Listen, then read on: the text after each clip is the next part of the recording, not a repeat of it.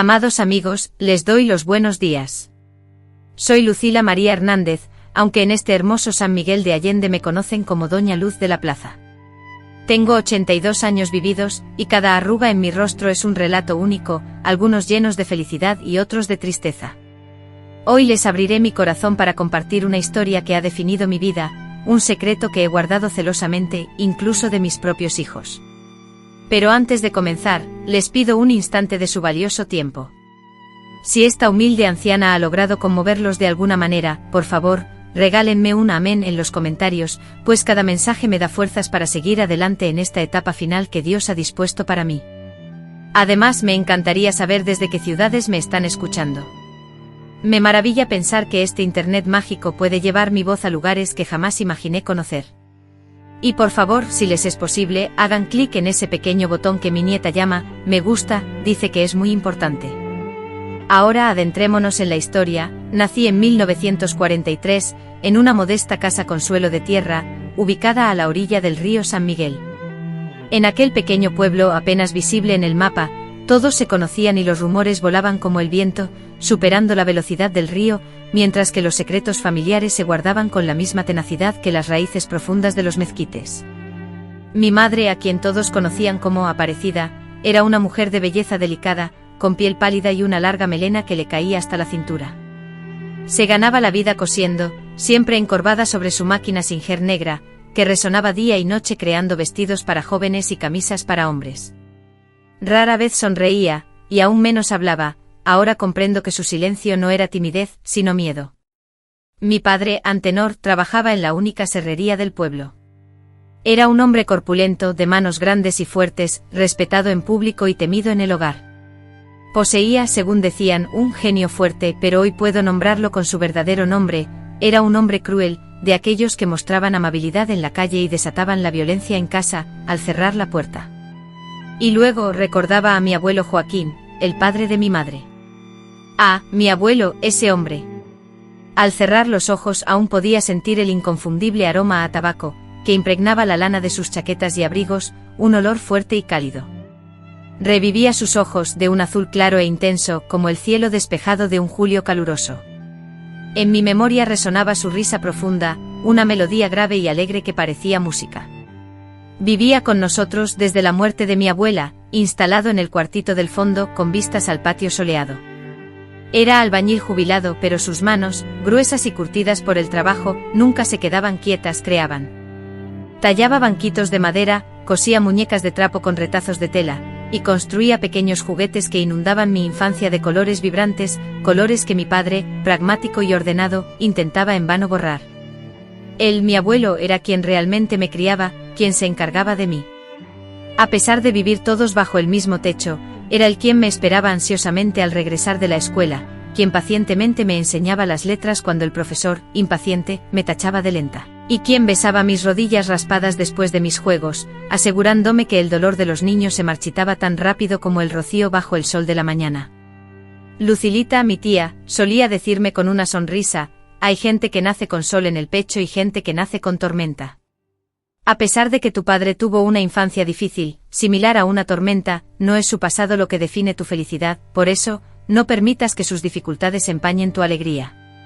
Mi padre, sin importar la situación, me humillaba constantemente si mis notas eran bajas, me llamaba estúpida como un burro, si rompía algo, me tildaba de torpe como un pato en tierra seca, y si me demoraba en hacer mis tareas, me consideraba perezosa, como la inútil de mi madre. Nada de lo que hacía era suficiente, nunca recibí un cumplido, un aliento, o la calidez de un padre. Los castigos eran frecuentes y dolorosos. Recuerdo haberme arrodillado sobre granos de maíz durante horas por contestar sin querer, quedar encerrada en la oscuridad y sin cenar por bostezar en la mesa, y recibir golpes con la chancla en las manos hasta que se ponían rojas, simplemente por tardar 5 minutos más en el camino a la escuela. Mi madre, con la mirada baja y las manos temblorosas como hojas en primavera, presenciaba todo esto sin intervenir, pues no tenía la fortaleza para hacerlo. Sin embargo, al caer la noche, cuando mi padre se había rendido al sueño, se acercaba sigilosamente a mi cama. Con delicadeza aplicaba una pomada herbal sobre mis heridas, entonando suaves canciones de cuna, a pesar de que ya no era una niña. Pero era mi abuelo quien verdaderamente me protegía, a pesar de sus limitaciones físicas por la edad, confrontando a mi padre, un hombre más joven. Al tenor, exclamaba con voz firme cuando mi padre, fuera de sí, alzaba la mano en mi contra. Si vuelves a tocar a la niña, te las verás conmigo. Y por alguna razón que me era incomprensible, mi padre se replegaba. Quizás por el respeto a la autoridad de los mayores, que aún prevalecía en aquellos tiempos. Tal vez porque en el fondo reconocía la sensatez de mi abuelo. O quizás, y esto lo comprendí mucho después, porque dependía de la pensión de mi abuelo, que contribuía a la economía familiar. Los días en que mi padre trabajaba en el turno de noche en el aserradero eran sinónimo de una silenciosa celebración. Con la guitarra vieja en sus manos, mi abuelo comenzaba a tocar alegres sones, me enseñaba los pasos para bailar y nos deleitaba con historias de fantasmas que, en lugar de asustarme, me hacían reír a carcajadas. Mi madre, al escucharlo, cambiaba por completo, su rostro se iluminaba con una sonrisa, se unía a los cantos y hasta se aventuraba a preparar un dulce de calabaza, que se convirtió en el postre más esperado de mi infancia. Era como si con la ausencia de mi padre, la casa finalmente pudiera liberar su energía. Fue mi abuelo quien me enseñó a leer de verdad, sentándose a mi lado en el portal trasero de la casa, mientras el sol se ocultaba.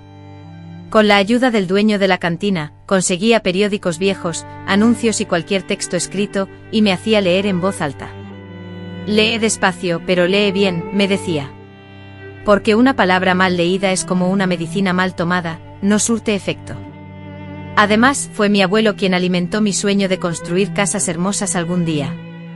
Cuando tenía unos 8 años me regaló un cuaderno de dibujo y lápices de colores que había comprado en el tianguis, utilizando una pequeña parte de su pensión. Dibuja las casas que quieres hacer cuando seas grande, me alentaba. Mientras yo soñaba con el futuro plasmándolo en dibujos de casas gigantescas, con ventanas circulares, suspendidas en las copas de los árboles y rodeadas de jardines rebosantes de flores de todos los colores, mi padre, con su mirada severa y sus palabras hirientes, destruía mis creaciones, argumentando que esas fantasías me alejaban de la realidad y que, como niña pobre, mi destino se limitaba al matrimonio y la maternidad. En contraste, mi abuelo, con la complicidad silenciosa de mi madre, me proveía de nuevos cuadernos a escondidas, animándome a persistir en mis trazos, con la sabia frase, sigue dibujando, Lucilita. Quien dibuja el futuro tiene más oportunidad de construirlo. Así, mi infancia transcurrió en una delicada danza entre el miedo que mi padre infundía y el afecto que mi abuelo y mi madre, cada uno a su manera, se esforzaban por brindarme. Crecí entre caídas y llantos, aferrándome desesperadamente a los escasos momentos de calma, cual náufrago agarrado a restos de madera. A los 12 años, la verdad que se ocultaba tras las paredes de mi hogar comenzó a revelarse. Una noche fui despertada por gritos sofocados provenientes de la habitación de mis padres, y a la mañana siguiente mi madre apareció con un ojo amoratado, aduciendo torpemente que se había golpeado con la esquina de la puerta. Era la primera vez que veía a mi abuelo llorar, sentado solo en el patio trasero con la mirada perdida en el horizonte. Al acercarme tomó mis manos con fuerza, aferrándolas con un agarre tembloroso, y me dijo: prométeme, Lucilita, que jamás creerás que mereces que un hombre te levante la mano. Prométeme que serás fuerte donde tu madre flaquea. Sin comprender del todo la profundidad de sus palabras, lo prometí, sintiendo su peso como una semilla que un día germinaría para protegerme. Mi abuelo, con el paso de los años, mostraba las huellas del tiempo. Las manos que antes construían juguetes perfectos, ahora temblaban ligeramente, sus pasos se volvían más lentos, la tos era más frecuente. Sin embargo, sus ojos seguían siendo los mismos, de un azul profundo y brillante, rebosantes del amor incondicional que solo un abuelo, de verdad, puede ofrecer. Ay, Dios mío, qué doloroso es recordar, pero necesito contarlo. Si estás leyendo esto y aún tienes a tu abuelo o abuela contigo, por favor, ve y abrázalos hoy mismo. Diles cuánto los quieres y escucha una vez más sus antiguas historias. Conserva vívidamente en tu memoria ese peculiar aroma a antaño, esa inconfundible manera de expresarse, porque cuando se marchan, se llevan consigo una parte de nuestro ser que jamás vuelve. Aún recuerdo con la misma claridad de ese día el último consejo que mi abuelo me regaló. Yo tenía apenas 14 años, era un domingo soleado por la mañana. Estábamos sentados en la desgastada banca del patio, bajo la sombra del imponente mezquite. Tomó mi mano con firmeza, me observó directamente a los ojos, y con voz pausada me dijo: Lucilita, encontrarás a mucha gente que te dirá que no eres capaz, que no lo conseguirás, que los sueños de los humildes no prosperan. No les creas. Tu mente está hecha para pensar, no para someterse. Tus pies están hechos para caminar, no para postrarse. Y tu corazón fue creado para amar, pero también para luchar. Nunca lo olvides, mi niña. Tan solo 2 semanas después de aquel día, en una fría mañana de junio, de esas que solo el interior de Guanajuato sabe producir, mi abuelo no despertó. Se quedó dormido como siempre, acostado de lado, con una leve sonrisa dibujada en el rostro, como si estuviera disfrutando de un plácido sueño, y simplemente se marchó. El médico diagnosticó un paro cardíaco. En la oscuridad profunda de la noche, sin preámbulos, sin sufrimiento, y sin una última palabra, todo se detuvo. Fue como si una mano invisible hubiera apagado la luz del sol de golpe. La casa, que ya arrastraba la pesadez de la tristeza, se sumió en una penumbra aún más densa y opresiva. Mi madre, sumida en el dolor, derramó lágrimas silenciosas durante días, un lamento constante que la acompañaba mientras realizaba las tareas cotidianas, cosiendo, lavando la ropa, preparando la comida. Mi padre, por su parte, cambió de manera radical. No demostró luto ni aflicción por la pérdida de su suegro, pero en sus ojos se encendió una mirada diferente, un brillo inquietante que más tarde reconocería como la maldad latente, la que acecha esperando la oportunidad perfecta para manifestarse. El funeral fue modesto y apresurado, una escasa asistencia, unas pocas flores tomadas de nuestro jardín, y el sacerdote recitando oraciones rápidas, visiblemente apurado por un compromiso posterior. Regresamos a casa en silencio, y fue ese mismo día, el día del entierro de mi abuelo, cuando el monstruo que habitaba en mi padre liberó por completo sus garras. Pero esa historia, la contaré más adelante. Si has leído estas palabras hasta este punto, te agradecería profundamente que dejaras un comentario con la frase «Fuerza, Doña Lucila», para que sienta tu apoyo en estos últimos meses de mi vida. Necesito sentir esa fuerza y compañía. Te pido que me dejes saber que estás conmigo. Que Dios nos acompañe siempre. Y si es posible, te agradecería mucho que compartieras esto con alguien que también haya tenido la fortuna de tener un abuelo especial en su vida. Que Dios los bendiga a todos mis seres queridos. Que la Virgen de Guadalupe los proteja con su manto sagrado. Recuerdo aquella tarde, después de regresar del cementerio, la casa se sentía extrañamente vacía. El pequeño cuarto del fondo, ahora sin la guitarra de mi abuelo apoyada en la pared, sin el aroma del tabaco que tanto lo caracterizaba, y sobre todo, sin su presencia, era como una herida abierta que yo evitaba mirar. Mi madre se retiró temprano, excusándose con un dolor de cabeza. En realidad creo que no podía soportar estar en la sala, contemplando la silla vacía donde mi abuelo solía sentarse cada noche a escuchar la radio. Me quedé en la cocina, lavando los trastes del café que habíamos servido después del entierro, intentando distraerme del dolor. En medio del silencio sepulcral, las lágrimas salpicaban la superficie del agua en la pila, mientras mi mente luchaba por asimilar la idea de un mundo que continuaba su curso sin la presencia de mi abuelo. La oscuridad de la noche invernal descendía rápidamente como solía hacerlo en esa época del año, y aquel junio de 1957 se sentía más gélido que cualquier otro que hubiera experimentado. Fue entonces cuando escuché los pesados pasos de mi padre entrando en la cocina. Había ido a la cantina después del entierro, y mi madre, sumida en su propio dolor, no se había opuesto. El penetrante olor a tequila y la dificultad con la que caminaba revelaron que había excedido su consumo habitual. «¿Dónde está tu madre?», preguntó con la voz espesa. «Ya se acostó, le duele la cabeza», respondí sin girarme, concentrada en fregar los platos, rogando internamente que él también se retirara a descansar. Sentí su cercanía, el aroma a alcohol, combinado con el sudor y el humo de cigarrillo, una mezcla que aún hoy, después de tantas décadas, me provocaba náuseas al recordarla, se hizo más intenso. «¿Sabes una cosa, Lucila?», se acercó tanto que sentí el calor de su aliento rozando mi cuello. «Se acabó el jueguito de abuelo», me dijo, y con voz firme añadió, «tú proteges, él no. Ahora, aquí mando yo». Me quedé inmóvil, el plato mojado se escurría amenazadoramente de mis manos. Algo en el tono de su voz, un cambio sutil pero perturbador, me puso en alerta, como un pequeño animal sintiendo la inminencia del peligro. «Ya termino y me voy a dormir», respondí intentando que mi voz sonara tranquila, aunque mi corazón latía desbocado, amenazando con saltar de mi pecho. En ese momento su mano pesada se cerró con fuerza en mi brazo, obligándome a girarme para enfrentarlo. «Tú no te vas a ir a ninguna parte», sentenció, y en sus ojos descubrí una mirada desconocida, una mezcla de emociones que nunca antes había visto. No era simplemente la ira habitual, había algo más, algo que heló mi sangre. Siempre quise darte una lección. El viejo no me dejaba, siempre metiéndose, diciendo que era solo una niña, pero mírate, ya ni lo eres. Con la frialdad de un depredador, sus ojos recorrieron mi cuerpo de arriba a abajo, deteniéndose en cada curva juvenil con una intensidad que me hundió en la vergüenza y el deseo de ser invisible. La sola percepción de su mirada me contaminó, me hizo sentir impura. Suéltame, papá, supliqué con la voz ahogada y temblorosa, casi inaudible. En respuesta, su agarre en mi brazo se hizo más fuerte, y me arrastró con determinación implacable por el pasillo, en dirección a la habitación que antes perteneció a mi abuelo. Luchar era inútil, cada intento por zafarme era como golpear un muro invisible, su fuerza era desproporcionada a la mía, yo no era más que una niña. Nadie va a venir a ayudarte, Lucila, murmuró, mientras me forzaba a seguirlo.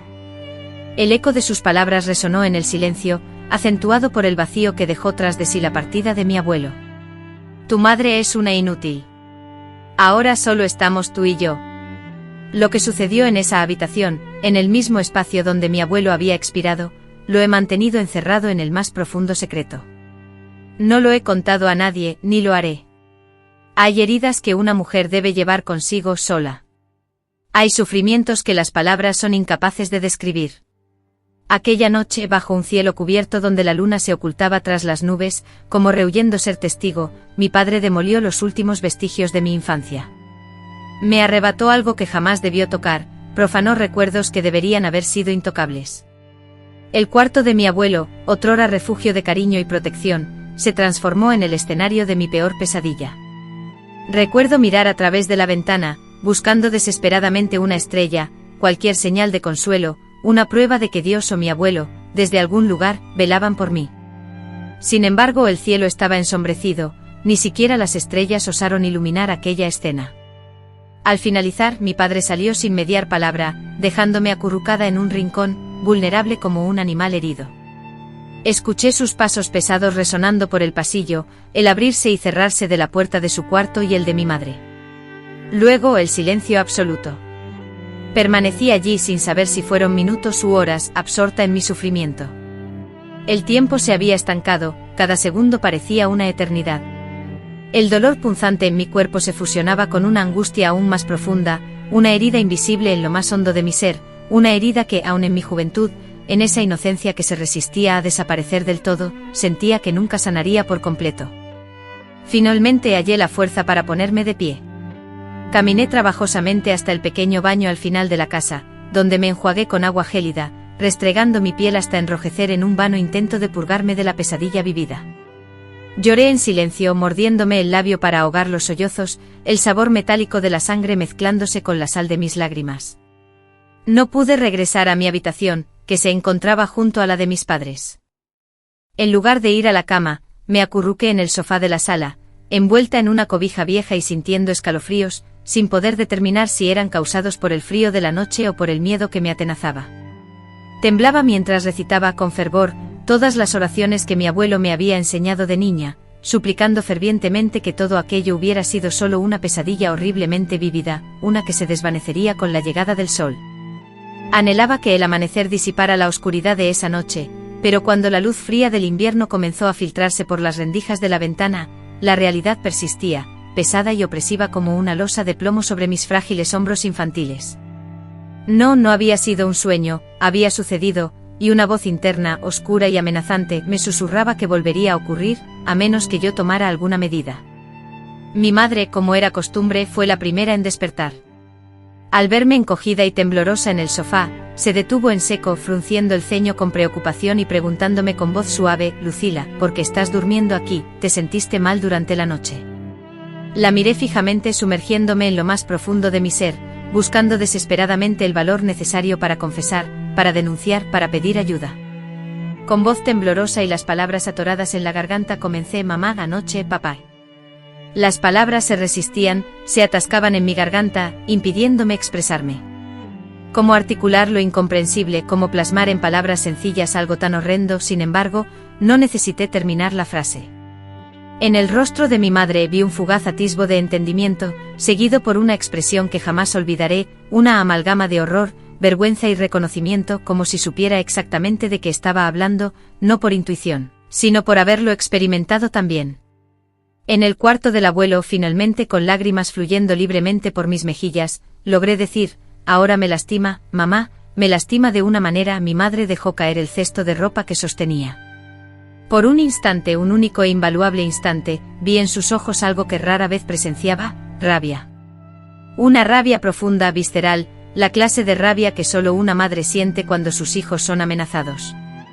Se arrodilló frente a mí, tomó mi rostro entre sus manos y, con una intensidad que me dejó atónita, me dijo: escúchame, Lucila, esto no es tu culpa. Nada de esto es tu culpa. Por primera vez en mi vida, contemplé a mi madre sin los velos de mi infancia. Ya no la imagen de la mujer dócil y sumisa que siempre había sido, sino una persona marcada, una que cargaba con las huellas de innumerables batallas, alguien que se había roto y recompuesto tantas veces que sospechaba, le costaba reconocerse en el reflejo. A pesar de todo, la vi decidida a resguardar a su hija, empleando la única táctica que conocía. En ese instante efímero de comprensión mutua, sentí la esperanza de que, quizá, juntas podríamos huir de aquel tormento. Sin embargo, esa conexión se quebró al instante. El ruido de la puerta abriéndose irrumpió en el aire. Mi padre, en pijama y con el pelo revuelto, con los ojos enrojecidos por la resaca de la noche anterior, se materializó en el pasillo. ¿Qué demonios es esto?, vociferó al tiempo que su mirada se fijaba en las prendas desparramadas en el suelo, abandonadas por mi madre.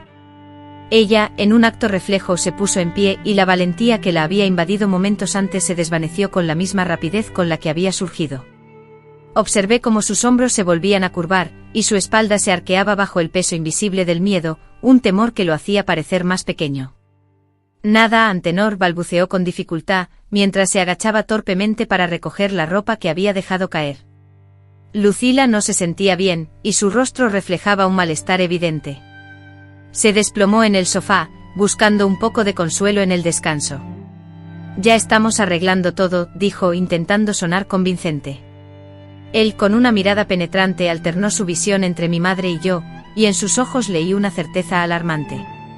Sabía que yo había hablado, o al menos lo había intentado, y lo más aterrador de todo, no parecía importarle en absoluto. En esa mirada descubrí un desafío implícito, una seguridad de impunidad que me hizo comprender, por primera vez, lo que significaba estar completamente a la merced de otra persona. Mejor así, respondió, dirigiéndose con calma hacia la cocina. Y tú, Lucila, deja de hacerte la delicada y ve a prepararte para la escuela. No basta con ser torpe, ahora también vas a ser perezosa. ¿Cómo podía ir a la escuela? ¿Cómo podía fingir normalidad después de lo que había ocurrido? ¿Cómo podría siquiera sentarme en un pupitre y tratar de aprender sobre fracciones y verbos, cuando todo mi mundo se había desmoronado? Sin embargo, obedeciendo una rutina casi robótica, me vestí con mi uniforme escolar, me arreglé el cabello y tomé mis cuadernos. Besé a mi madre en la mejilla al salir, un acto diario y automático, pero hoy nuestras miradas se encontraron por un instante prolongado. Ese breve momento estuvo repleto de un dolor mutuo, de vergüenza y de una silenciosa súplica de perdón por parte de mi madre, por no haber podido protegerme. En la escuela, me senté al fondo del aula y me mantuve callada. La maestra me llamó varias veces, preocupada por mi silencio, pero yo apenas la escuchaba. Era como si estuviera sumergida en un profundo pozo con los sonidos distorsionados y amortiguados. Durante el recreo, Mariana, la única persona a la que consideraba mi amiga, se acercó para preguntar si estaba triste por la muerte de mi abuelo. Asentí, aliviada de tener una excusa. Era más sencillo que todos atribuyeran mi estado a la pérdida de mi abuelo. La verdad era un lastre insoportable, un secreto tan bochornoso que me era imposible articularlo. Regresé a casa con pasos lentos y pesados, anhelando que el trayecto se prolongara indefinidamente. La casa, que antes representaba un santuario durante la vida de mi abuelo, se había transformado en una prisión, un lugar de constante peligro. Cada rincón, cada sombra, me parecía acechada por amenazas invisibles. Desconocía que lo peor estaba por llegar. Al cruzar el umbral, hallé a mi madre en la cocina, con el rostro marcado por una bofetada reciente y los ojos hinchados por el llanto, mientras mi padre me esperaba sentado a la mesa. Así que, inventando historias, inquirió en cuanto me vio con una voz peligrosamente serena, acusándome de mentiras sobre él. Comprendí de inmediato la situación. Había confrontado a mi madre sobre nuestra conversación de la mañana, extorsionándole la información que compartimos. Y ahora, con una calma aterradora, me acusaba de mentir. Con el último atisbo de valentía que encontré en mi interior, quizás la voz de mi abuelo resonando en mi memoria o tal vez el simple instinto de supervivencia, logré balbucear que no eran mentiras. Tú sabes lo que hiciste. La bofetada fue tan rápida que no pude ver su mano en movimiento, solo sentí el impacto en mi mejilla, que ardía con fuerza, y el sabor metálico de la sangre al cortarme el labio su anillo. Antenor, por favor, suplicó mi madre, interponiéndose entre nosotros, es solo una niña. Está confundida por la muerte de su padre. No sabe lo que dice. Quítate de en medio, Aparecida, gruñó, empujándola con tal fuerza que cayó hacia atrás, golpeándose contra la estufa de leña. Esta necesita aprender quién manda aquí. Lo que vino después fue el peor castigo que había soportado hasta ese momento, y aunque han pasado décadas, no voy a detallarlo, hay recuerdos que son demasiado dolorosos para revivir. Durante los 3 días siguientes, fui obligada a permanecer encerrada en el pequeño cuarto del fondo, que antes era el dormitorio de mi abuelo. Allí solo recibía un plato de comida al día y una cubeta para mis necesidades. Escuchaba a mi madre llorar y suplicar tras la puerta, rogándole que me dejara salir, asegurándole que ya había aprendido la lección. Sin embargo, él se mantuvo inflexible, manteniéndome cautiva en el mismo cuarto donde yo había sufrido abusos, donde mi abuelo había vivido y muerto. En ese encierro, algo dentro de mí cambió radicalmente. La niña asustada se desvaneció y surgió una nueva Lucila, una que empezó a comprender que sobrevivir, a veces, no solo implicaba soportar el dolor, sino planificar la huida, encontrar fisuras en el sistema del terror, y creer que, de alguna manera y en algún momento, una salida se presentaría. Al tercer día, al abrir finalmente la puerta con una sonrisa triunfal al verme cubierta de tierra y con los ojos rojos e inflamados por el llanto incesante, la expresión de mi rostro con seguridad delató el cambio interno que se había producido en mí, pues su sonrisa se borró y frunció el ceño como si se enfrentara a algo que no esperaba. ¿Aprendiste la lección?, preguntó bloqueando el paso con su corpulento cuerpo. Sí, papá, respondí agachando la cabeza y ocultando el torbellino de pensamientos que me invadían, los cuales eran muy diferentes a lo que él esperaba. No había aprendido la lección de la misión completa que quería enseñarme, la aceptación del abuso como algo normal y el miedo paralizante. Había aprendido que debía sobrevivir a toda costa, sin importar el precio, hasta encontrar una vía de escape. Había aprendido que a veces era necesario fingir la derrota para que el depredador bajara la guardia. Había aprendido que algún día, de alguna manera, la justicia llegaría, aunque tuviera que esperar años para verla cumplida. Jamás me hubiese imaginado que la espera, que tanto me atormentaba, sería más breve de lo que temía, porque mientras yo, encerrada y sola en aquella habitación, vivía mi particular infierno, mi madre, a quien siempre había percibido como una persona frágil y sumisa, estaba planeando en silencio nuestra salvación. Los días siguientes fueron como caminar sobre una superficie llena de cristales rotos, cada paso exigía una extrema cautela, una concentración incesante, la consciencia de que cualquier mínimo descuido podría provocar nuevas e intensas heridas. El hogar donde nací y crecí se había transformado en una prisión con muros invisibles, pero de una dureza palpable. Regresé a la escuela, pero la Lucila que conocían ya no existía. La niña que participaba en clase, que dibujaba casas llenas de color en los márgenes de sus cuadernos y que a veces se permitía una tímida sonrisa, había sido reemplazada por una sombra silenciosa que se sentaba en la parte trasera del aula. Mis ojos permanecían clavados en las páginas del cuaderno, evadiendo cualquier mirada, como si temiera que alguien pudiera penetrar en ellos y desvelar mi secreto más profundo y vergonzoso. Doña Elena, la maestra, observó el cambio en mí. Un día al terminar las clases me llamó aparte, sus ojos amables tras los cristales redondos de sus gafas reflejando una genuina preocupación. Lucila, ¿qué sucede? Tus notas han decaído, ya no participas en clase. Sé que perdiste a tu abuelo, pero percibo que hay algo más.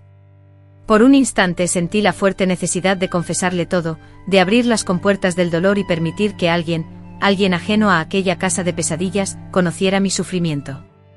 Pero la memoria de mi intento fallido de pedir ayuda, de aquellos 3 días de encierro y las amenazas de mi padre, me detuvo. Solo estoy cansada, maestra, respondí con la mirada fija en el desgastado suelo de madera del salón. Con la muerte del abuelito tengo más trabajo en casa. No era una mentira completa, al menos no del todo. La carga de trabajo doméstico se incrementó considerablemente. Mi padre, considerando mi anhelo de ser mujer, determinó que yo debía asumir todas las tareas del hogar para liberar a mi madre, quien ahora se dedicaba a coser a destajo, intentando compensar la pérdida de la pensión de mi abuelo y así mejorar la situación económica familiar. Doña Elena, aunque pareció dudarlo, no se opuso directamente, simplemente me palmeó el hombro con suavidad y me ofreció su apoyo. Si necesitas hablar, aquí estoy. Asentí, consciente de que jamás recurriría a esa oferta. Existían secretos demasiado profundos para ser revelados, experiencias demasiado dolorosas para ser compartidas. En casa desarrollé un meticuloso sistema de supervivencia. Aprendí a reconocer las señales de peligro, como el portazo de mi padre, la cantidad de botellas vacías acumuladas, o el tono con el que pronunciaba mi nombre. Aprendí a desaparecer cuando la situación lo exigía, a refugiarme en los rincones más oscuros de la casa, y a dormir con una silla obstruyendo la puerta de mi habitación. Después del entierro del abuelo, y también en las noches en que mi padre llegaba borracho de la cantina, muy tarde y me buscaba a mí, mi madre y yo apenas nos mencionábamos lo que ocurría. Sabíamos, sin necesidad de palabras, que hablar en voz alta sobre esos sucesos los haría más reales, más dolorosos. Era como si hubiéramos acordado un pacto de silencio. Sin embargo, algunas noches, cuando finalmente mi padre se desplomaba dormido, ella se acercaba a mi habitación, se sentaba en la orilla de mi cama, acariciaba mi cabello empapado de lágrimas y me susurraba, con voz suave: un día todo esto terminará, mi niña. Algún día nos iremos de aquí. Yo anhelaba creer en sus palabras, deseaba con todas mis fuerzas un futuro diferente, lejos de esas paredes, de ese miedo constante. Pero a medida que los días se convertían en semanas y estas en meses, la esperanza se desvanecía lentamente, como el agua que se evapora bajo el sol abrasador. Fue en septiembre de ese mismo año, aproximadamente 3 meses después del fallecimiento de mi abuelo, cuando la situación familiar se deterioró aún más.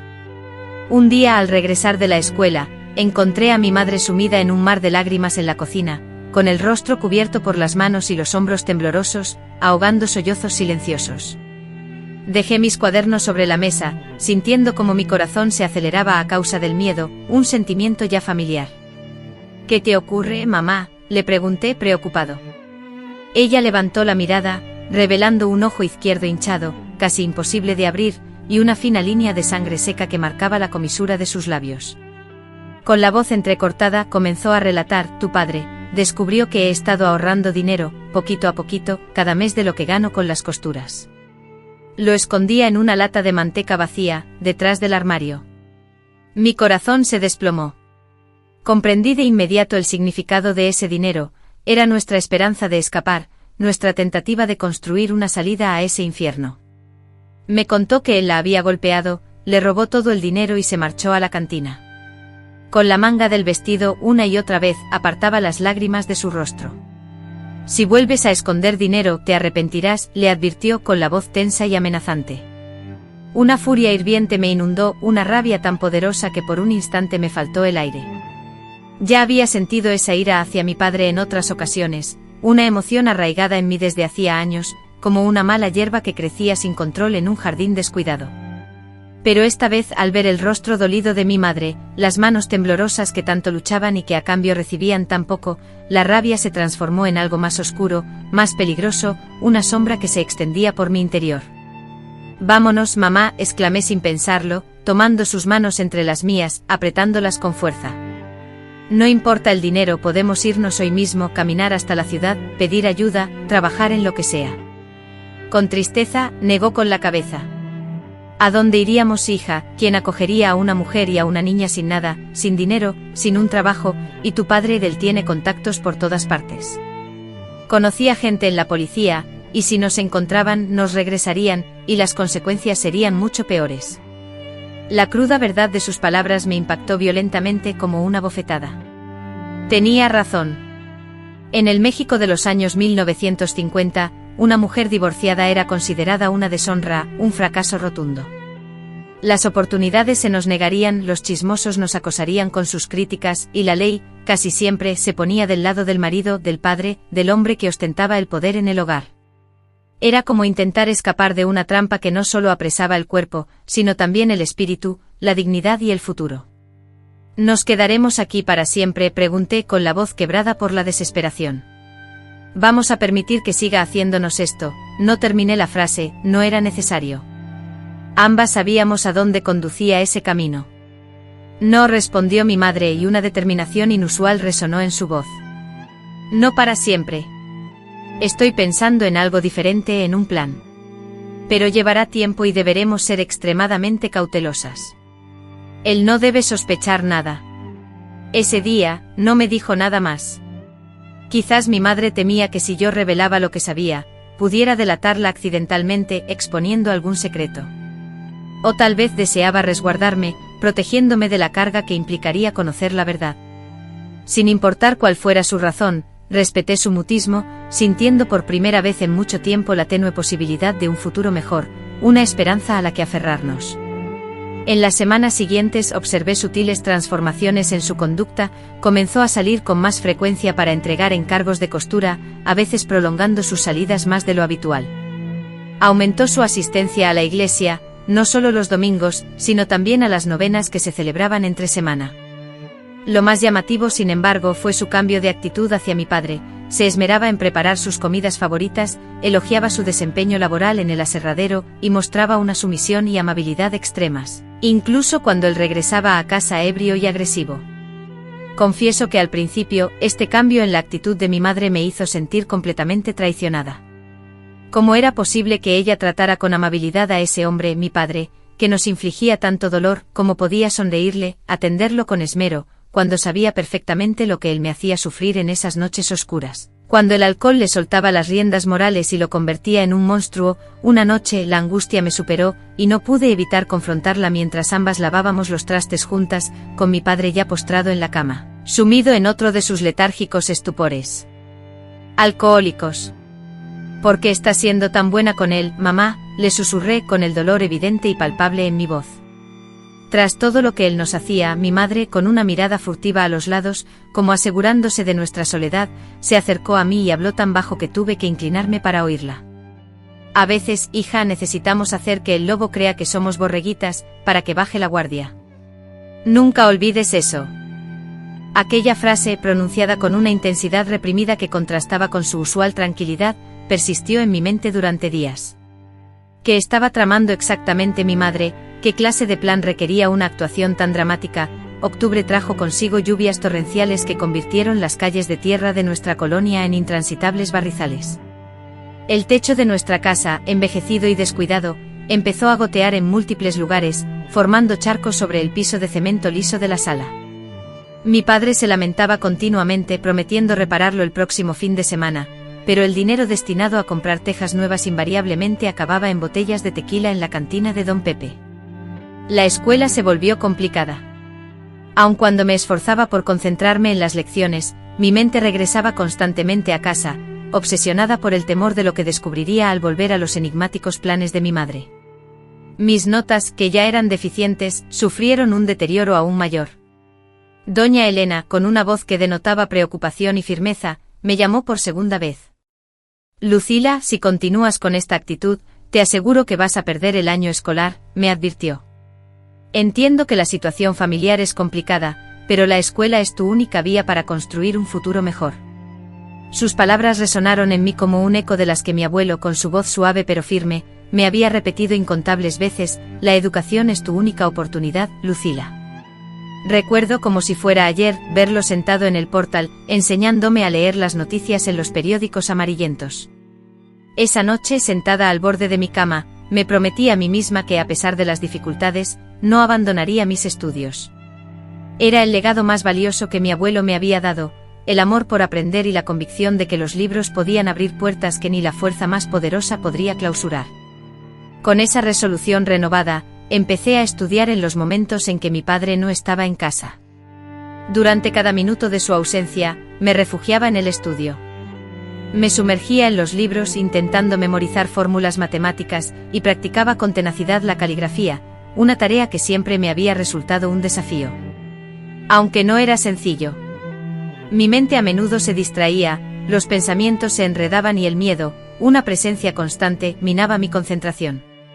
A pesar de todo, persistía con obstinación, como esas pequeñas plantas que logran abrirse paso y crecer en las grietas del asfalto.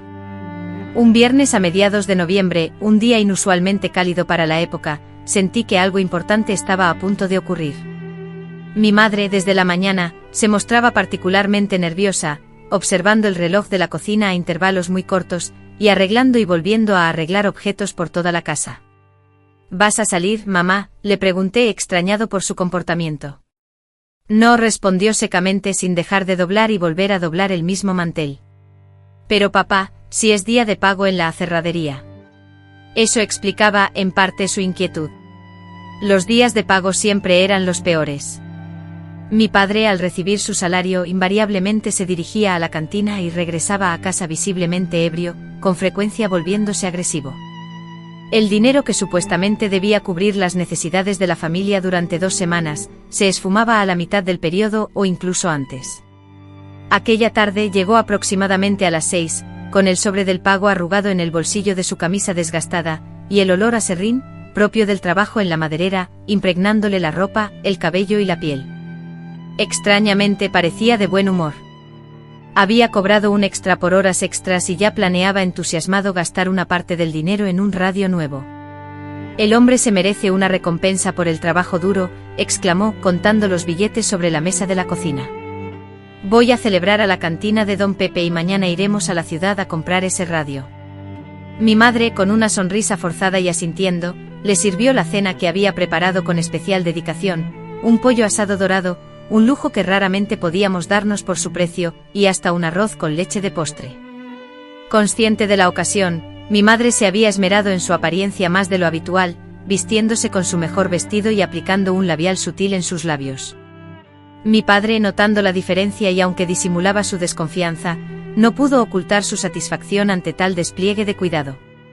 ¿Qué celebración especial hay hoy?, preguntó con suspicacia, pero con una evidente complacencia. Ninguna, respondió mi madre con una sonrisa enigmática. Simplemente pensé que te merecías una buena cena después de tanto trabajo. Esas mismas palabras, idénticas, las había usado yo meses atrás, en la noche sombría que siguió al entierro de mi abuelo. Un escalofrío me recorrió la espalda. En la mirada de mi madre percibí algo inusual, una determinación calculada y premeditada. Cuando mi padre salió a la cantina, llevándose consigo la mayor parte del salario y dejando solo lo justo para las compras de la semana, mi madre me llamó a su lado. Lucila, dijo tomando mis manos, necesito que pases la noche en casa de doña Elena, la maestra. Doña Elena, ¿por qué?, pregunté completamente desconcertada. Ya me he puesto de acuerdo con ella, respondió mi madre. Dirás que tuviste que ir a cuidar a una tía enferma en la ciudad, y que no querías dejarme solo con papá. Mi tía es una buena mujer, y entendió la situación sin que tuvieras que darle muchos detalles. Sentí que el corazón me latía con fuerza en el pecho, un ritmo inusual. Mamá nunca me había mandado a dormir fuera de casa, ni siquiera en los momentos más difíciles. ¿Qué está pasando, mamá? ¿Qué vas a hacer?, pensé con angustia. Ella evitó mi mirada por un instante, respiró profundamente y luego me encaró con una intensidad que rara vez mostraba. Cuanto menos sepas, mejor para ti, hija. Pero quiero que sepas algo. Mañana al amanecer nuestra vida cambiará. La promesa de que esto acabaría, que te hice hace tiempo, se cumplirá antes de lo que imaginábamos. Quise preguntar más e insistir en los detalles, saber qué plan había estado elaborando durante meses, pero la firmeza en sus ojos me detuvo. Decidida a llevar a cabo su plan, fuera cual fuera, ella necesitaba actuar sin ayuda. ¿Confías en mí?, preguntó entrelazando con fuerza mis manos entre las suyas. Confío, respondí sin vacilar, y la verdad era que sí, confiaba plenamente. A pesar de todo lo que habíamos vivido, de las ocasiones en que no había logrado protegerme del todo, en lo más profundo de mi ser sabía que mi madre me amaba por encima de cualquier cosa. Preparé un pequeño bolso con lo esencial para pasar la noche fuera, una muda de ropa, mi cepillo de dientes, el pequeño rosario que mi abuelo siempre llevaba consigo. Luego besé a mi madre en la frente antes de salir. Ella me abrazó con una intensidad inusual, como si quisiera retener la sensación de mi cuerpo pegado al suyo. Mañana, hija, susurró en mi oído. Mañana empezamos de nuevo. Mientras caminaba por la calle de tierra en dirección a la casa de doña Elena, una extraña sensación me invadió, la sensación de estar despidiéndome no solo de aquella casa, de aquella vida llena de miedo, sino también de una parte de mí misma y de la propia imagen de mi madre. En ese instante ignoraba por completo que el amanecer del día siguiente marcaría un cambio radical e irreversible, pero no como lo había previsto ni de la forma en que mi madre había anticipado. La existencia, tal como experimenté en mis 82 años, se rige por una lógica propia, ajena a nuestros meticulosos planes. A veces el anhelado milagro se manifiesta disfrazado de infortunio. En ocasiones la salvación surge por senderos que nunca hubiéramos transitado voluntariamente. Y eso fue precisamente lo que ocurrió aquella noche de noviembre de 1957, cuando el destino decidió intervenir en nuestro beneficio, ofreciéndonos un prodigio inesperado, producto del azar, o como prefiero pensar, de la tutela de un abuelo que continuaba protegiendo a su nieta, incluso desde el más allá. A la mañana siguiente me despertaron los fuertes golpes que resonaban en la puerta de la habitación que doña Elena me había prestado. Apenas el sol comenzaba a asomar, filtrándose una luz pálida por la ventana, y por un instante me sentí desubicada, sin saber dónde me encontraba. Lucila, despierta. La voz apremiante de mi maestra me devolvió a la consciencia. Hay alguien que te busca. El pánico me invadió. Mi padre, sin duda, había descubierto mis planes, fueran cuales fuesen, y venía a por mí. Me incorporé de un salto, sintiendo el corazón golpear con fuerza en el pecho, casi dolorosamente. Pero al abrir la puerta, no era mi padre quien esperaba. Era el sargento Mendoza, el único policía de la pequeña comisaría, impecablemente uniformado y con una expresión seria. Junto a él, doña Elena me observaba con una mezcla de lástima y preocupación que me heló la sangre. ¿Qué ocurre?, logré preguntar con la voz débil, apenas audible. «Es tu madre». El sargento se agachó arrodillándose para quedar a mi altura, un gesto que incluso en medio de mi confusión, me pareció extrañamente amable viniendo de un hombre temido por su severidad. «Lucila», pronunció una voz que era la más dulce que jamás había oído, «esta madrugada hubo un accidente en tu casa, un incendio». Las palabras me resultaron incomprensibles al instante. Nuestra casa, modesta y construida con madera antigua, nunca había presentado problemas relacionados con el fuego. Mi madre era sumamente precavida con la estufa de leña y con las velas cuando no había electricidad.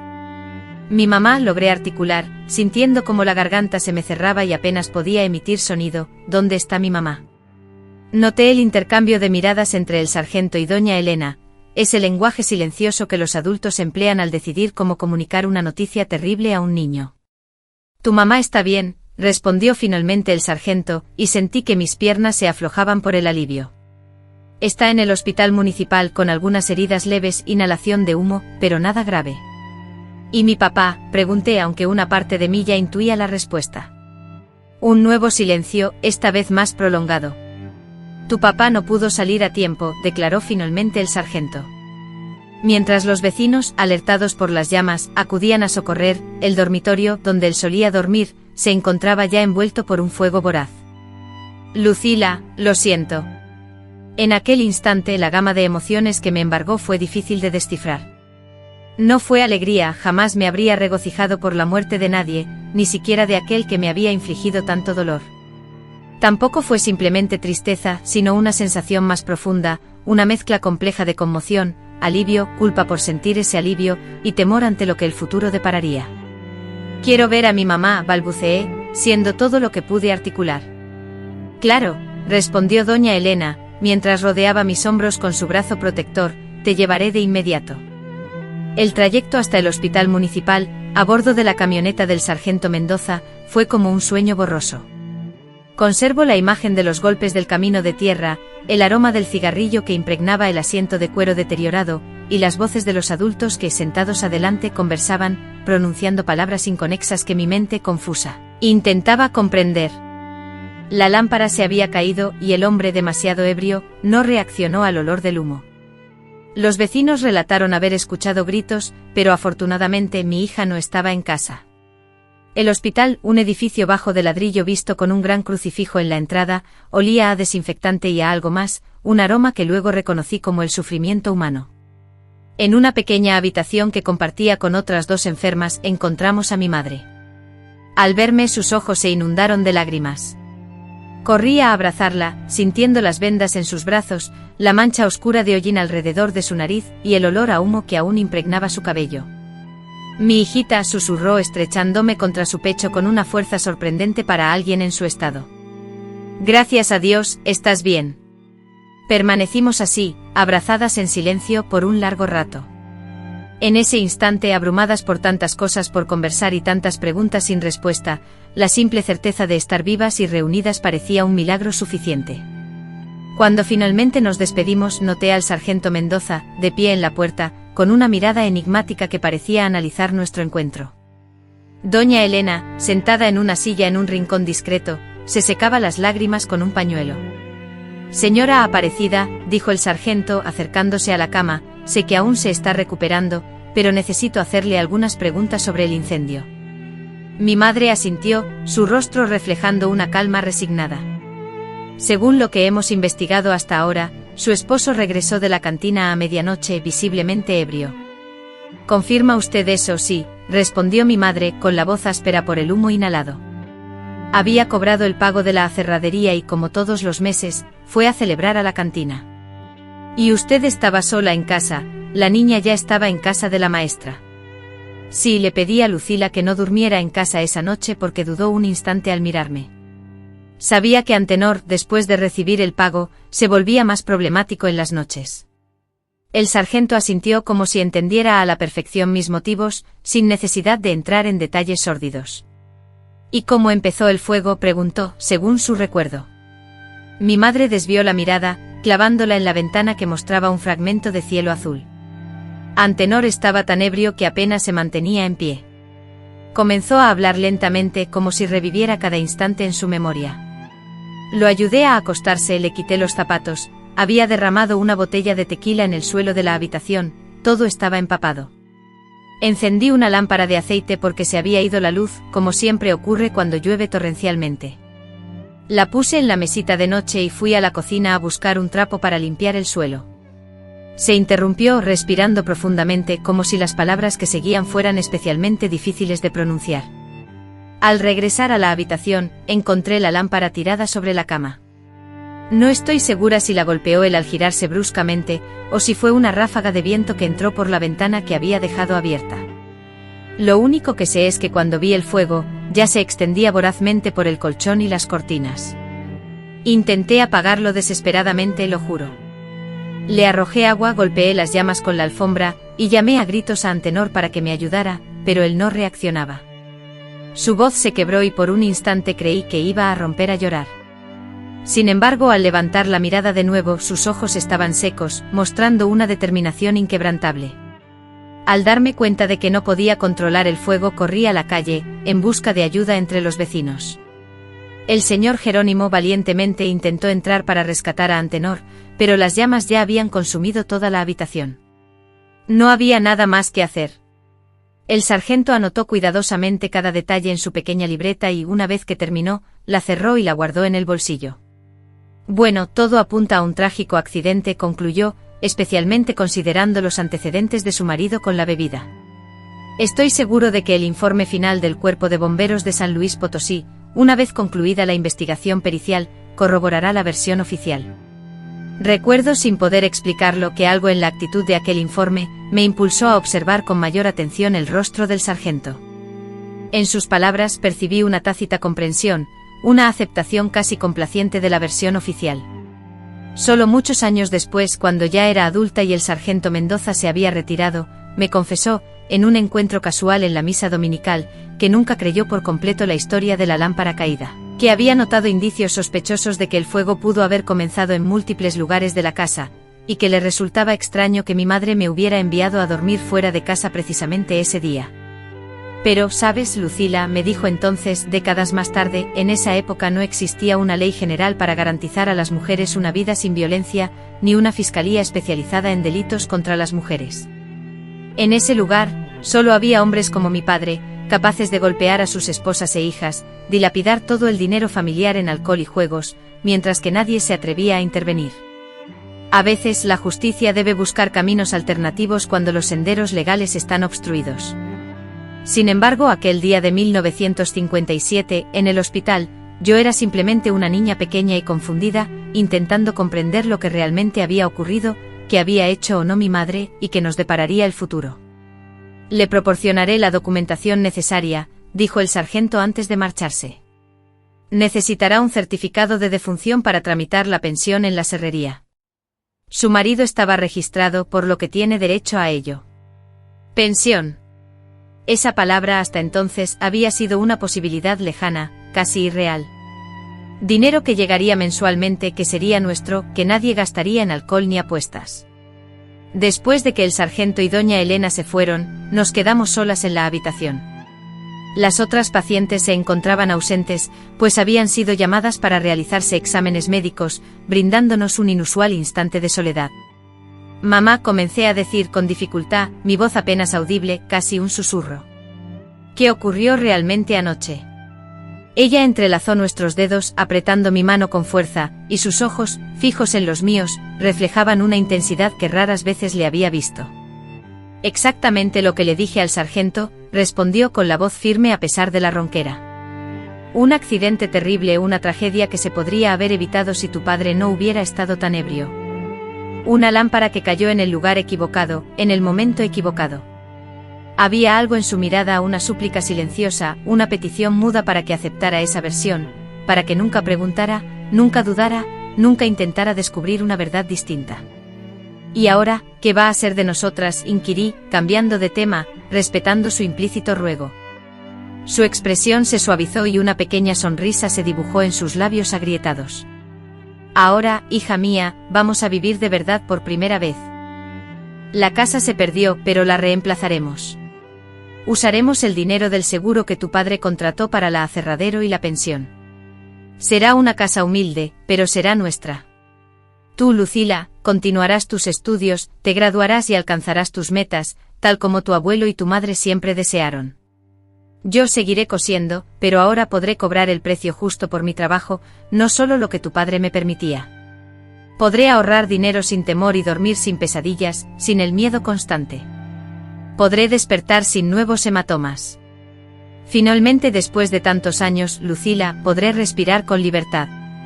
En esa cama de hospital, maltrecha, cubierta de hollín, con la voz áspera por el humo que inhaló, mi madre nunca me pareció tan fuerte, tan radiante, tan llena de vida.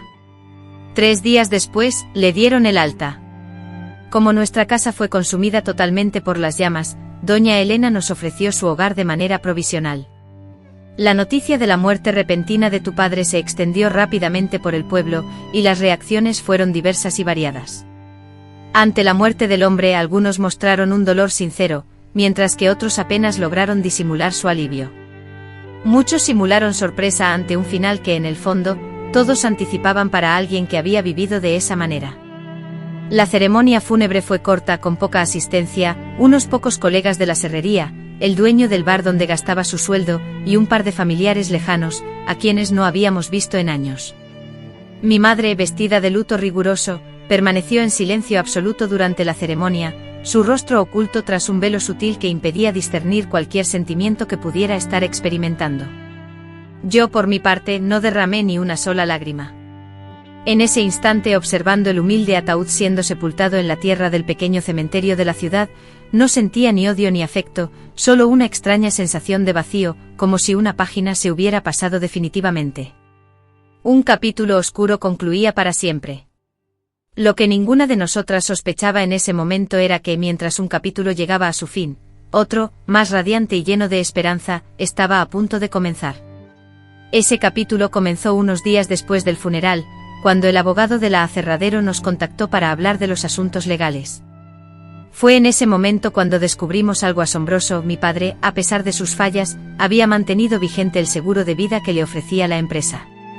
Este seguro, sumado a la indemnización por el accidente y a la pensión mensual que nos correspondía, nos brindaba no solo estabilidad económica inmediata, sino también la posibilidad de llevar a cabo un entierro adecuado. Parecía que incluso en sus peores decisiones, Dios lograba transformar la situación en una bendición. Mi madre comentó eso al salir de la oficina del abogado, con un cheque considerable en la mano y la promesa de un pago mensual que nos permitiría vivir con dignidad, aunque sin lujos. Ese mismo día, mientras caminábamos por la calle principal de la ciudad, vimos una pequeña casa con un letrero que indicaba «Se vende». Era una modesta edificación construida con ladrillos, que contaba con un pequeño patio donde un mezquite frondoso extendía sus ramas. Mi madre se detuvo frente a ella observándola con atención durante un largo rato, y entonces hizo algo que no había hecho en años, sonrió, una sonrisa plena que le iluminaba los ojos. «¿Qué te parece, Lucila? Podría ser nuestro nuevo hogar», me dijo. Una semana después, la casita era nuestra, pequeña, sencilla, pero nuestra. Era el primer lugar que podríamos llamar verdaderamente hogar, sin temor, sin violencia, sin la constante sombra de la opresión. Y fue precisamente en esa pequeña casa a la sombra del mezquite, testigo de tantas tardes de estudio, de sueños compartidos y de risas finalmente liberadas, donde mi madre y yo comenzamos a reconstruir no solo nuestras vidas, sino también nuestras almas. Allí aprendí que los milagros a veces no se manifiestan con el sonido de trompetas ni con coros celestiales. A veces llegan silenciosos, camuflados tras tragedias, accidentes o simples coincidencias, como esa lámpara caída en una noche de viento, en el preciso instante en que más los necesitamos. Fue en esa humilde morada inundada de claridad, donde mi madre me impartió la enseñanza más trascendental. Me explicó que la justicia, cuando no emana de los actos humanos, a veces debe ser forjada por quienes más padecen. Y que para lograrla, es posible que haya que asumir la carga perpetua de un secreto que jamás podrá ser revelado por completo. Porque ciertos secretos, mis queridos espectadores, no están destinados a ser divulgados, deben ser preservados en el santuario del corazón, llevados al sepulcro como el último gesto de protección hacia aquellos a quienes amamos. Y si hoy, a mis 82 años, la misma edad que mi madre tenía al enterarse de que el cáncer, implacable, le restaba meses de vida, según el diagnóstico médico, he decidido, finalmente, compartir esta historia. No es con la intención de suscitar lástima ni buscar el perdón. Simplemente deseo que sepan que aun en las circunstancias más desesperadas, siempre hay una vía de escape, un resquicio, una oportunidad para reescribir nuestro propio destino. Si en este momento estás enfrentando una situación complicada o dolorosa, quiero que sepas que no eres la única persona que está pasando por esto. Si te encuentras en un momento difícil, como si estuvieras viviendo un infierno personal, recuerda que siempre hay esperanza, incluso en medio de las peores circunstancias. Si sientes que la vida te ha puesto una carga demasiado pesada para soportar, confía en que Dios no nos da pruebas que no podamos superar. A veces, cuando la carga parece insoportable, Él envía a personas maravillosas, como ángeles disfrazados, para ayudarnos a llevarla. Aprovecharé estos últimos meses para expresar mi gratitud por todo lo que he vivido, tanto por las cosas buenas, como por las difíciles, por las alegrías y los momentos de dolor, por las personas que he amado y por aquellas que me han lastimado, pues todas ellas me han convertido en la mujer que soy hoy. Antes de finalizar esta conversación, me gustaría pedirte que si esta historia te ha conmovido, dejes un amén en los comentarios, ya que tus palabras me dan fuerza en estos últimos días. Además, si puedes darle me gusta a esta publicación, como me explicó mi nieta, eso ayudará a que más personas conozcan mi historia. Mi nieta está compartiendo en línea varios testimonios escritos por mujeres como yo, mujeres mayores. Son historias de sufrimiento, de cómo logramos sobreponernos a las adversidades, y también de nuestra fe. Que Dios bendiga a cada uno de ustedes, mis queridos amigos. Deseo que la paz que ahora siento en mi corazón, incluso sabiendo que el fin está cerca, también pueda encontrar un lugar en sus corazones. Y quiero que recuerden siempre que los milagros más increíbles a veces empiezan con una simple muestra de valentía. La primavera de 1958 trajo algo más que flores para comenzar nuestra nueva vida, trajo oportunidades. Gracias a los beneficios del seguro y la pensión, mi madre pudo establecer un pequeño taller de costura en la sala de nuestra nueva casa. No era un taller grande, solo una máquina de coser Singer mejor que la anterior, un maniquí de madera y algunas telas buenas, pero representaba algo más importante que el dinero, la independencia. Costuras Aparecida era el humilde letrero que pusimos al frente de la casa. Pronto las mujeres del pueblo comenzaron a acercarse, primero por curiosidad, luego porque apreciaban la calidad de nuestro trabajo. Mi madre, con sus manos hábiles y llenas de gracia, poseía el don de convertir simples telas en hermosas creaciones. Confeccionaba vestidos de novia que hacían suspirar a las jóvenes prometidas y delicados ajuares para bebés que llenaban los ojos de futuras madres con una profunda esperanza. Además, creaba trajes impecables que realzaban la dignidad de hombres sencillos en momentos especiales. Después de la escuela, yo la ayudaba en su taller, aprendiendo gradualmente los secretos de la costura, la aguja y el hilo. Sin embargo, mi madre siempre me recordaba: puedes ayudarme, pero tus estudios son lo más importante. Tu prioridad no son las telas, sino los libros. Y así fue como me entregué a los libros con una pasión que incluso asombraba a mi maestra, doña Elena, quien siguió siendo una figura importante en nuestras vidas. Después de las clases, a menudo me invitaba a quedarme, me prestaba libros de su pequeña biblioteca personal y corregía mis escritos con una dedicación que trascendía su labor docente. Ella fue la primera en percibir mi don para el dibujo, una habilidad heredada de mi abuelo que yo desarrollaba en secreto, plasmando en papel casas irreales, estructuras desafiantes, y ciudades enteras que solo habitaban en mi imaginación. Un día, mientras examinaba mis dibujos de mansiones extravagantes que garabateaba en los márgenes de mis cuadernos, me dijo: Lucila, esto va más allá de un simple pasatiempo. Tienes una clara percepción de los espacios, de las formas. ¿Alguna vez has considerado la arquitectura? La palabra arquitectura resonó en mis oídos como una melodía. Hasta ese momento mis aspiraciones eran vagas. Sabía que deseaba estudiar, lograr algo importante en la vida, como solía decir mi abuelo, pero no tenía una meta específica, un rumbo definido. Pero esa es una profesión para gente adinerada, ¿verdad, maestra?, pregunté, reflejando el escepticismo inherente a mi origen humilde, que ya se había arraigado en mi manera de ver el mundo, incluso a mis 15 años. Es una carrera exigente, sí, admitió, pero no inalcanzable. Hay becas, universidades públicas y tú eres lo suficientemente inteligente, Lucila, yo creo en ti. Sentir que alguien que creía en mí y en mis habilidades, era una sensación completamente nueva, y a la vez tan reconfortante. Esa misma noche, al regresar a casa, compartí con mi madre los detalles de esa conversación, del sueño que acababa de descubrir. Anticipaba cierta vacilación, quizás incluso un suave recordatorio de nuestra situación económica. Sin embargo, en lugar de eso, vi sus ojos brillar con una determinación que me resultaba familiar. Si eso es lo que quieres, hija mía, entonces eso es lo que vas a hacer, me dijo, tomando mis manos con las suyas, ásperas por el trabajo. Voy a trabajar doble. Ahorraré cada centavo, pero tú vas a ir a la universidad. Los años siguientes fueron de arduo trabajo, ella, pegada a la máquina de coser, a menudo hasta altas horas de la noche, yo, sumergida en los libros, estudiando mucho más allá de lo que la escuela requería. Finalmente me gradué de la secundaria como la mejor alumna de mi clase. Celebramos ese logro con un sencillo pastel de elote, pero con nuestros corazones desbordantes de orgullo. Para poder estudiar la preparatoria, debía viajar a la ciudad vecina, una urbe más grande, ubicada a 1 hora de distancia en autobús. El costo adicional del transporte público significaba un desafío para nuestro ya limitado presupuesto familiar, pero mi madre nunca se quejaba. Ella siempre repetía que era una inversión, no un gasto, y que yo me preocupaba demasiado por el dinero. Fue en esa nueva escuela, con un nivel académico más elevado y profesores egresados de las universidades más prestigiosas del país, donde mi perspectiva del mundo se amplió verdaderamente. Allí descubrí nuevas ideas, autores y disciplinas científicas que antes desconocía por completo. Sin embargo, también fue allí donde enfrenté la primera oposición directa a mis aspiraciones. El profesor de matemáticas se burló abiertamente cuando, durante una clase sobre geometría, mencioné mi sueño de ser arquitecta. Niña, aquí no hay arquitectas mujeres. Esa es una profesión para hombres. ¿Por qué no consideras algo más apropiado como maestra de primaria o enfermera? Aquellas palabras me hirieron profundamente como una bofetada, y me recordaron las constantes objeciones de mi padre, quien siempre insistía en que mi lugar estaba en la cocina, no entre los libros. Por un instante el temor ancestral resurgió, la profunda sensación de no estar a la altura, de no encajar en ningún lugar.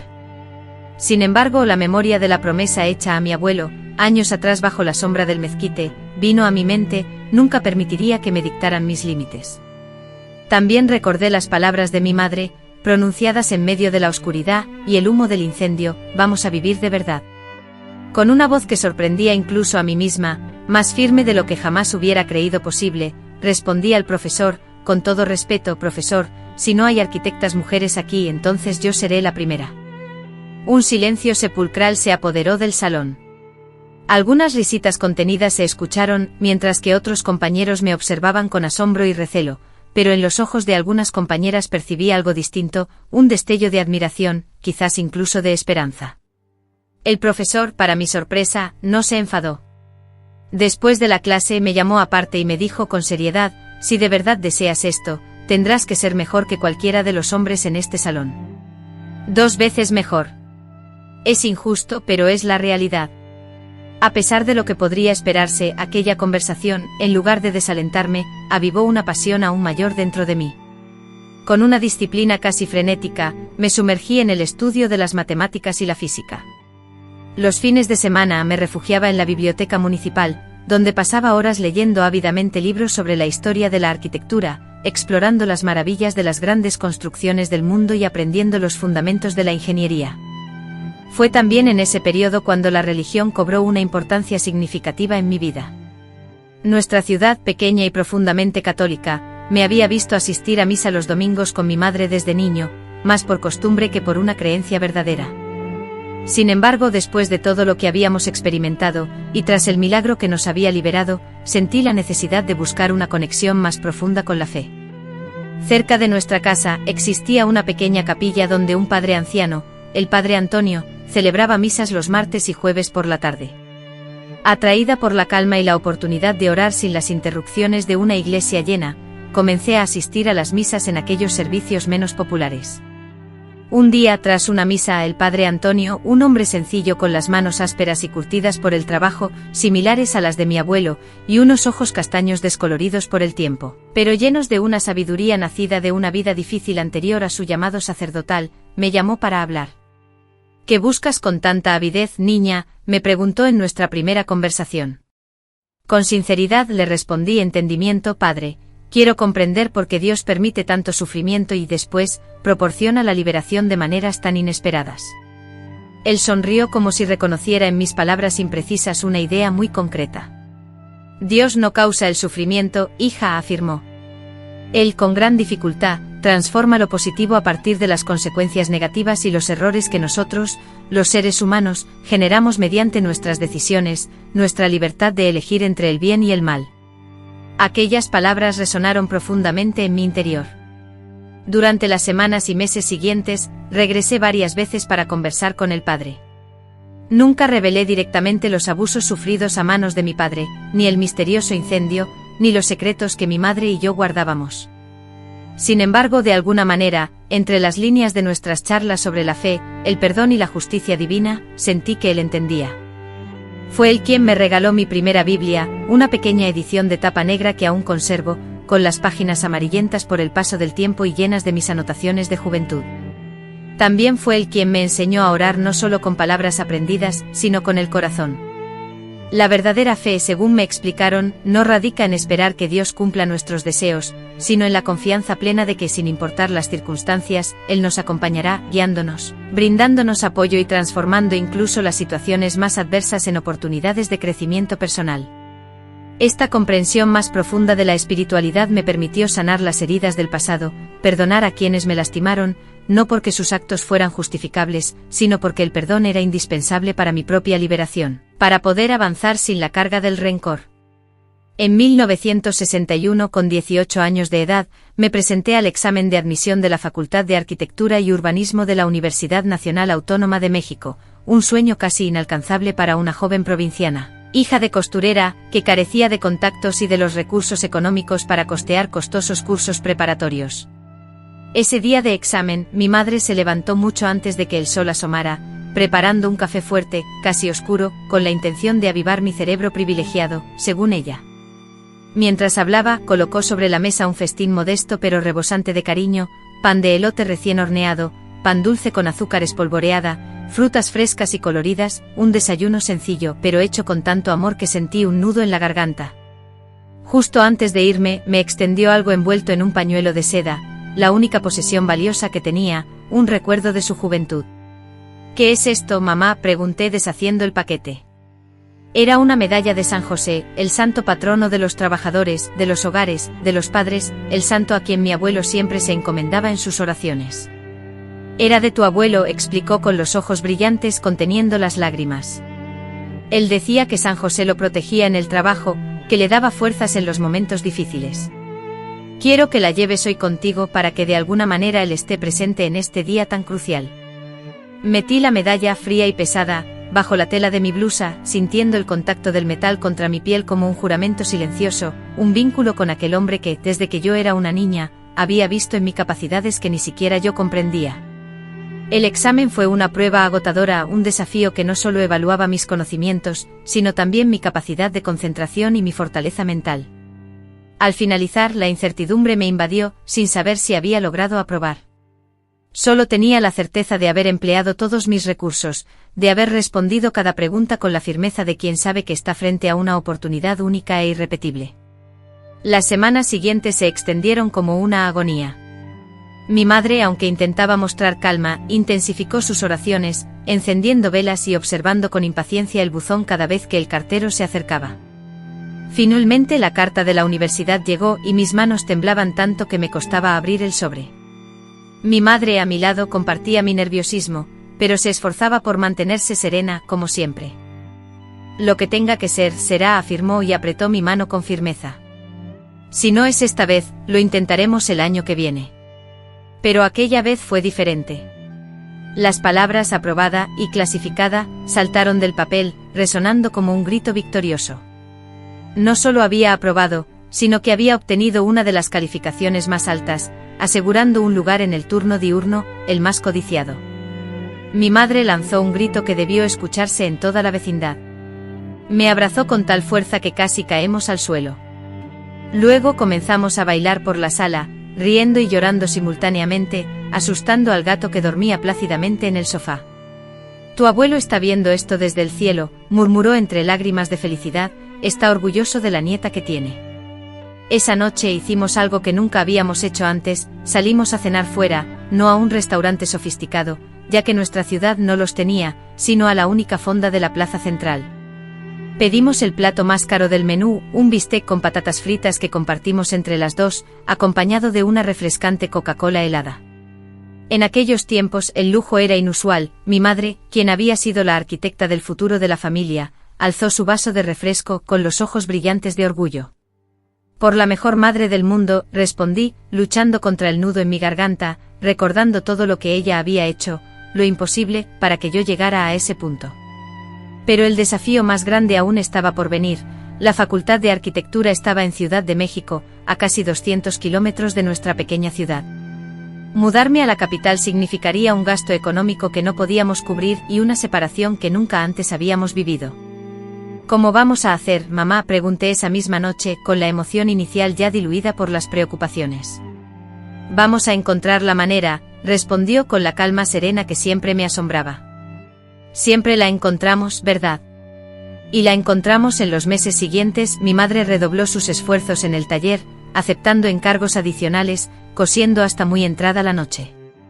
Conseguí un empleo de medio tiempo en la única papelería del pueblo, y cada centavo del modesto sueldo lo destinaba al ahorro. Cuando la noticia de mi ingreso a la UNAM se propagó, la comunidad, asombrada, se unió para apoyarme. Éramos casi celebridades locales. La gente comentaba con una mezcla de asombro y orgullo, que la hija de doña Aparecida, que estudiaría arquitectura en Ciudad de México, representaba de alguna manera una victoria para todos nosotros. El padre Antonio organizó una rifa para costear los gastos iniciales. El dueño de la papelería, donde trabajaba, donó útiles escolares. Doña Elena me regaló una maleta nueva para la mudanza, e incluso el sargento Mendoza contribuyó, presentándose en mi casa con un sobre que contenía el dinero del alquiler del primer mes. Esa muestra de apoyo me reveló que, pese a todas las adversidades, a pesar de los sufrimientos y las pérdidas, había sido afortunada en muchos aspectos. Tuve una madre excepcional, amigos leales y una comunidad que, a su manera, valoraba la educación y el trabajo arduo. En febrero de 1962, subí al autobús rumbo a Ciudad de México, llevando una maleta con ropa sencilla, útiles escolares, la Biblia que el padre me había regalado, la medalla de San José de mi abuelo y el corazón dividido entre la alegría por el futuro y la tristeza de dejar a mi madre. Esto no es un adiós, me dijo ella en la terminal, sujetando mi rostro entre sus manos, como solía hacer cuando era niña. Es solo un hasta luego. Te visitaré siempre que pueda y tú regresas en las fiestas y cuando te gradúes, quién sabe, abres tu consultorio aquí mismo, construyes casas bonitas para nuestra gente. Durante mis primeros meses en la Ciudad de México, residí en una pensión sencilla ubicada en la colonia Roma, donde compartía una habitación con 2 compañeras universitarias, una estudiante de medicina y otra de letras. La adaptación a la metrópoli fue un choque cultural impactante, ya que la magnitud de la ciudad, con sus imponentes edificios, su ritmo acelerado y sus multitudes anónimas, contrastaba radicalmente con la atmósfera más tranquila y provinciana de San Miguel de Allende. La Facultad de Arquitectura también representó un desafío considerable. Era una de las pocas mujeres en la clase y, sin duda, la única proveniente de un trasfondo modesto. Mis compañeros, en su mayoría, provenían de familias acomodadas, habían recibido educación en prestigiosas instituciones y contaban con experiencias de viajes internacionales, lo que les permitía conocer de primera mano las maravillas arquitectónicas que yo solo había vislumbrado en libros. En los primeros días, la sensación de desarraigo y la inseguridad me abrumaron tanto que llegué a considerar abandonar mis estudios. En un momento de angustia, escribí una carta a mi madre, compartiendo mis miedos y la sensación de no estar a la altura de aquel entorno. Una semana después, recibí su respuesta, y aún la conservo. El papel, ya amarillento por el paso del tiempo, guarda las palabras que te dedico. Mi querida hija, es completamente normal que sientas miedo. Enfrentarse a algo nuevo y significativo siempre produce temor al principio.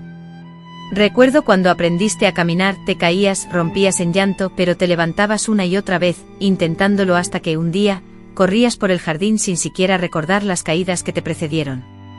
Esta facultad es ahora tu nuevo desafío, pero dentro de ti reside una fuerza mucho más grande de lo que crees, una fuerza templada en las dificultades, una que tus adinerados compañeros jamás han experimentado. Ellos quizás hayan recorrido el mundo, pero tú has sobrevivido al infierno y has salido de él con la frente en alto. Esa, hija mía, es una ventaja que el dinero jamás podrá comprar. Y en cuanto a la duda sobre tu capacidad, recuerda, pasaste el mismo examen que ellos, te sentaste en la misma sala, respondiste las mismas preguntas. Tu lugar en esa facultad no te fue regalado, te lo ganaste. Inhala profundamente, endereza tu espalda y demuestra, tanto a ellos como a ti misma, de lo que eres capaz, Lucila María Hernández. Con todo mi amor y orgullo, tu madre. Esa carta fue un punto de inflexión en mi vida, la fijé en la pared de mi humilde habitación y en los momentos de flaqueza, que fueron muchos, volvía a leer esas palabras, avivando la llama de mi determinación. Los años universitarios fueron una experiencia intensa, llena de desafíos y transformadora. Estudiaba más que todos mis compañeros, dormía menos que la mayoría y aprovechaba cada oportunidad de aprender.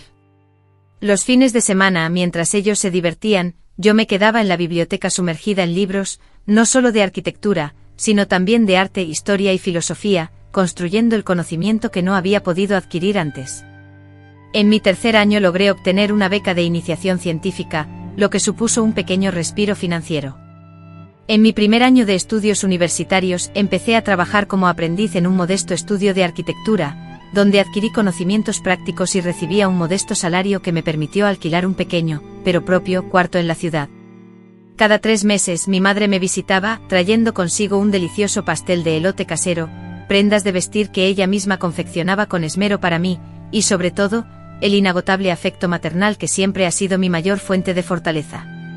Durante las vacaciones regresaba a San Miguel de Allende, colaboraba en el taller familiar, me reunía con los pocos amigos que aún residían en la ciudad y aprovechaba para visitar al padre Antonio, con quien mantenía largas y profundas conversaciones sobre la fe y el sentido de la vida. Fue precisamente durante esos años de estudiante cuando mi fe se consolidó y profundizó aún más.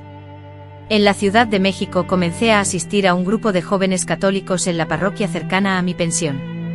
Allí no solo encontré apoyo espiritual y consuelo, sino también verdaderas amistades, personas que compartían mis valores fundamentales, a pesar de provenir de entornos y realidades muy diferentes a la mía. En diciembre de 1966, con 23 años de edad, culminé mis estudios de arquitectura y urbanismo en la Universidad Nacional Autónoma de México. Durante la ceremonia de graduación, cuando mi nombre resonó en el recinto y ascendí al estrado para recibir mi diploma, observé a mi madre, sentada en la platea.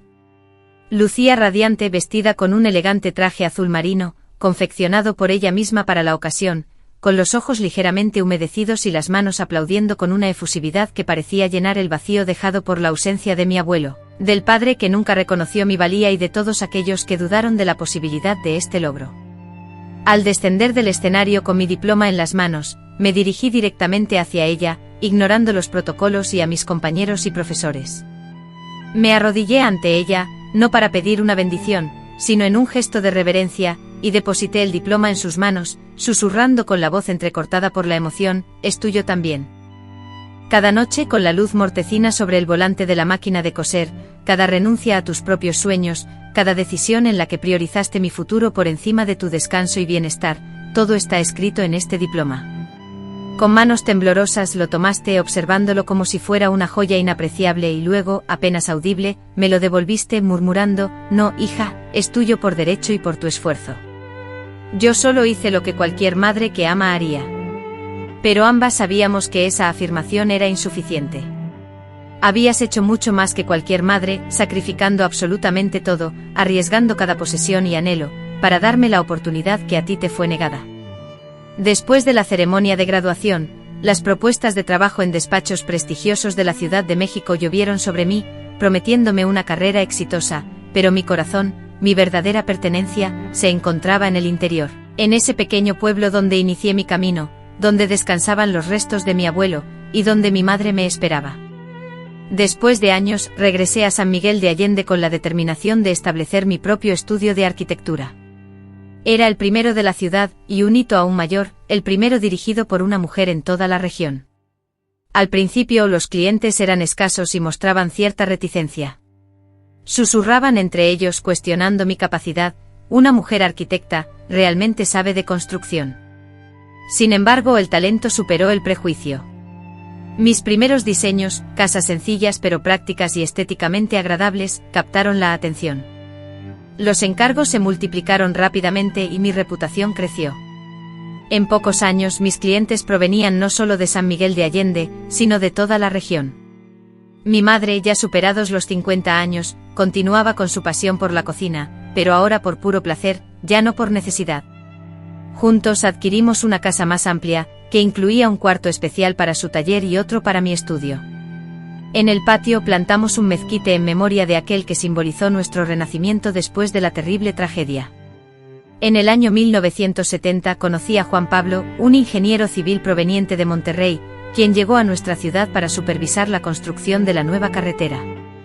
Él era un hombre de buen corazón, de trato amable y sumamente respetuoso, cualidad que lo distinguía tanto de mi padre que a veces me hacía cuestionar si realmente pertenecían a la misma especie. Nos casamos en 1972, en una ceremonia sencilla que tuvo lugar en la misma iglesia donde, años atrás, solía conversar con el padre Antonio. Fue él, ya en la ancianidad pero aún lúcido, quien celebró nuestra boda, bendiciéndonos con sus manos temblorosas y augurando el inicio de esa nueva etapa en mi vida. Juan Pablo aceptó vivir con nosotras en la casa que compartía con mi madre, una situación inusual para la época, pero que para nosotros funcionó a la perfección. Él siempre respetó el espacio de mi madre, valoró su experiencia y sabiduría, y la trató como un miembro fundamental de la familia que estábamos construyendo. En los años subsiguientes, fuimos bendecidos con la llegada de 2 hijos, María Aparecida, nombrada así en honor a mi madre, y Joaquín, en memoria de mi abuelo. Les inculqué a mis hijos los valores que adquirí durante aquella época de adversidades, incluyendo el gran valor de la educación, la fuerza transformadora de la fe y, sobre todo, el incalculable valor del respeto hacia uno mismo y hacia los demás. Mi carrera profesional prosperó y diseñé casas, escuelas y pequeños edificios comerciales, con el objetivo constante de crear espacios que no solo protegieran los cuerpos, sino que también nutrieran las almas. Me hice reconocida por una arquitectura que honraba las tradiciones locales, pero que a la vez introducía innovaciones sutiles y mejoras que impactaban positivamente en la vida de las personas. Mi madre vivió lo suficiente para presenciar todo esto, para abrazar a mis hijos, contarles cuentos, verlos crecer fuertes y seguros, libres del miedo que marcó mi propia infancia. Vivió para ver a su hija realizada, respetada y feliz, y para ver el fruto de su sacrificio, su valentía y su amor incondicional. Al cumplir 85 años, en 1993, ella falleció plácidamente mientras dormía, como alguien que tras un día largo y productivo, simplemente cierra los ojos. A su funeral acudió toda la ciudad, no por compromiso social ni por formalidad, sino por un sincero reconocimiento hacia aquella mujer humilde que con aguja e hilo, no solo confeccionó vestimentas, sino que también reconstruyó vidas. Ahora, a mis 82 años, la misma edad que tenía mi madre cuando se enteró de su diagnóstico de cáncer, rememoro el pasado y contemplo un sendero que, a pesar de las dificultades, de los giros imprevistos y de los peligros latentes, siempre avanzó. Siempre vislumbró la esperanza, incluso en los instantes más sombríos. Considerando que me quedan pocos meses de vida, según el diagnóstico médico, he decidido compartir esta historia, no con el afán de generar lástima o buscar perdón, sino para recordar a quienes me escuchan, y en especial a las mujeres, que incluso en las circunstancias más desesperadas siempre existe una vía de escape, un resquicio, una posibilidad de redefinir el propio camino. Si actualmente enfrentas una situación complicada, quiero que sepas que no estás sola. Si estás atravesando tu propio infierno personal, ten la certeza de que la esperanza reside más allá de las llamas. Si sientes que la vida te ha asignado una carga demasiado pesada de llevar, recuerda que Dios no nos impone cargas que no podamos soportar, y cuando éstas parecen insoportables, Él mismo envía ángeles encubiertos para brindar ayuda. Aprovecharé estos últimos meses para expresar mi gratitud por todo, las bendiciones y las pruebas, las alegrías y los dolores, las personas que amé y también aquellas que me lastimaron, pues todas ellas, sin excepción, me han conducido hasta este punto, forjando a la mujer que soy hoy. Antes de concluir nuestra conversación, me gustaría pedirte, si esta historia te ha conmovido, que dejes un amén en los comentarios. Esto me brinda consuelo y fortaleza en estos últimos días de mi vida. También, si es posible, te agradecería que le dieras me gusta a la publicación, como me indicó mi nieta, ya que ayuda a que más personas conozcan esta historia. Mi nieta comparte regularmente testimonios de mujeres como yo, relatos de sufrimiento, de superación y sobre todo, de fe. Que Dios bendiga a cada uno de ustedes, mis queridos amigos. Que la Virgen de Guadalupe los proteja con su manto sagrado. Deseo que la paz que ahora siento en mi corazón, incluso ante la cercanía de mi partida, también encuentre refugio en sus corazones. Y por favor, recuerden siempre que a veces, los milagros más increíbles comienzan con un simple acto de valentía.